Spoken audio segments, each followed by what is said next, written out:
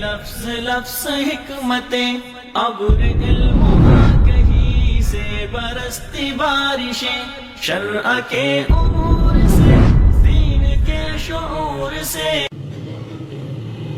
ما يكون من نجوى ثلاثة إلا هو رابعهم ولا خمسة إلا هو سادسهم ولا أدنى من ذلك ولا أكثر إلا هو معهم. عام زندگی ہو یا سوشل میڈیا کی چیٹنگ ہو، نجوا کا لفظ استعمال ہوا ہے نا، خفیہ خفیہ باتیں کرنا، سرگوشیاں کرنا. رب کریم نے ہمارا ایمان بنایا کہ جب 3 لوگ چیٹنگ کرتے ہیں، سرگوشیاں کرتے ہیں، آہستہ آہستہ باتیں کرتے ہیں، تو یاد رکھا کرو کہ چوتھا ان کے ساتھ ان کا رب ہوتا ہے. جب فیس بک پہ 2 لوگ باتیں کر رہے ہوتے ہیں تو تیسرا رب ہوتا ہے. جب 3 لوگوں کا واٹس ایپ کا گروپ ہوتا ہے تو چوتھا رب ہوتا ہے. جب 5 لوگوں کا گروپ ہوتا ہے تو چھٹا رب ہوتا ہے. جب اکیلا ہوتا ہے تو دوسرا رب ہوتا ہے. اس سے کم ہوں یا اس سے زیادہ، جب ہزاروں اور لاکھوں اور اربوں کی تعداد میں فیس بک کے یوزرز ہوتے ہیں تو ان کے ساتھ بھی ان کا رب ہوتا ہے. پہلا یہ یقین اور ایمان پیدا کریں کہ ہم تو تنہا ہوتے ہی نہیں، دنیا والوں کے لیے ہم تنہا ہوتے ہیں، لیکن رب تو ہمارے ساتھ ہوتا ہے.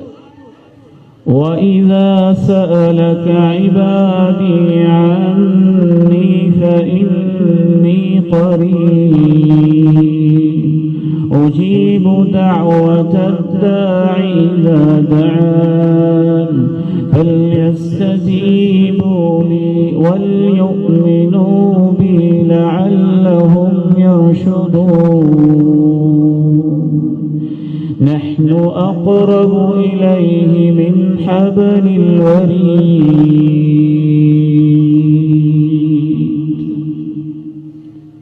علم کے لحاظ سے، احاطے کے لحاظ سے رب ہر وقت ہمارے ساتھ ہوتا ہے. وہ عرش پہ مستوی ہوتے ہوئے ہمارے ساتھ ہوتا ہے. اپنی یہ تربیت کیجئے، نوجوان نسل کی، بیٹوں بیٹیوں کی اس نہج کے اوپر تربیت کیجئے کہ ان کے شعور و لاشعور میں، ان کے رگ و ریشے کے اندر یہ ایمان سرایت کر جائے. دوسرا حل یہ ہے کہ صرف رب کریم ہی ساتھ نہیں ہوتے، ہر وقت کرامن کاتبین بھی تو ساتھ ہی ہوتے ہیں نا. جب بھی کوئی سوشل میڈیا پہ غلط حرکت کرتا ہے نا، ایک دفعہ چونکتا ضرور ہے. دائیں دیکھتا ہے، بائیں دیکھتا ہے، دروازہ دیکھتا ہے، ونڈو دیکھتا ہے، موبائل دیکھتا ہے، سیو ہے، کوڈ لگا ہوا ہے، اور کوئی مسئلہ تو نہیں ہے، کوئی غلط میری حرکت کوئی دیکھتا تو نہیں ہے. چند لمحوں کے لیے اس وقت یہ یقین بھی ذہن میں تازہ کر لیا کریں کہ کوئی دیکھے یا نہ دیکھے، اوپر رب بھی دیکھ رہا ہے، اور کرامن کاتبین تمہاری انگلی کی ہر ٹچنگ کو نوٹ کر رہے ہیں.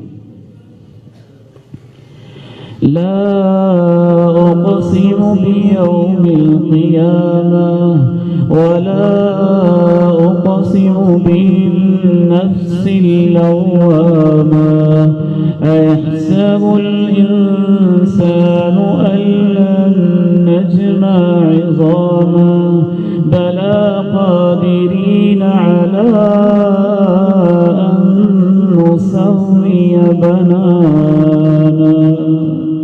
خصوصی طور پہ میں غور کرتا تھا کہ اللہ انگلیوں کے پوروں کا بیان کیوں کیا ہے. جیسے تم سمجھتے ہو ایسے نہیں ہوگا.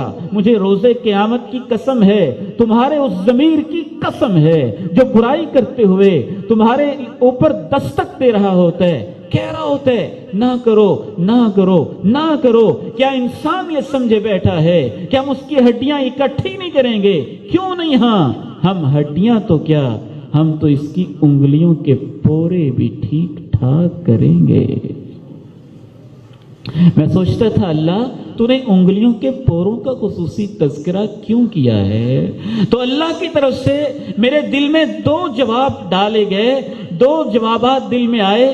صحیح غلط ہو سکتے ہیں, انسانی سوچ ہے, لیکن دل میں یہ خیال آتا ہے کہ اے رب کریم تیرے قرآن کے ہر لفظ میں حکمت ہوتی ہے, مجھے سمجھا دینا اس میں کیا حکمت ہے, انگلیوں کے پوروں کا کیوں تذکرہ ہے. تو اس بندہ فقیر کی سمجھ میں یہ بات آئی کہ شاید اس لیے تذکرہ ہے کہ آج کا انسان سب سے زیادہ ٹچ سکرین کے اوپر گناہ انگلیوں کے پوروں ہی سے کرتا ہے نا.